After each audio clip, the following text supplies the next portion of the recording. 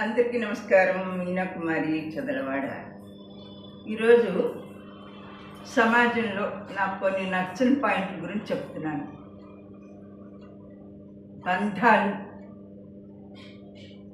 అనుబంధాలు, ప్రేమలు ఉన్న ఉమ్మడి కుటుంబాలు కనుమరుగైపోతుంది. క్రమశిక్షణ లోపించిన పిల్లల్ని స్కూల్కి వెళ్ళి 4 దెబ్బలు కొట్టైనా సరే మా పిల్లల్ని చదివించండి అనే తరం కనుమరుగైపోతుంది. ఒక్క తండ్రి సంపాదించి కుటుంబంలో 4-5 పిల్లలు ఉన్నా కానీ చక్కగా క్రమశిక్షణతో పెంచి విద్యావంతులుగా చేసిన కుటుంబాలు నశించిపోతున్నాయి. ఈ తరానికి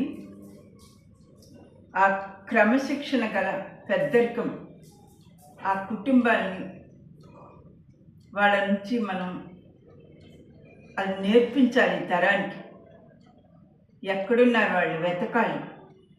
ఆ పెద్ద తరాన్ని వెతకాలంటే వృద్ధాశ్రమానికి వెళ్ళాలి. ఎటు వెళ్ళిపోతుందండి మన సమాజం? నేటి విద్యా వ్యవస్థ కూడా దిగజారిపోతుంది. ఒకసారి నేను చూశాను,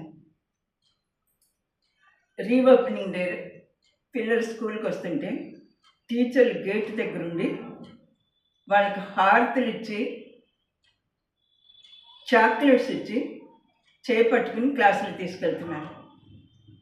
ఇదివరకు నాకు తెలిసి స్కూల్ రీఓపెనింగ్ టీచర్స్ క్లాసులో కూర్చుంటే గురు బ్రహ్మ, గురు విష్ణు, గురుదేవో మహేశ్వర అనుకుంటూ పాద నమస్కారాలు చేయించి ఆ తల్లిదండ్రులు స్కూల్కి చేర్పించేవాడు.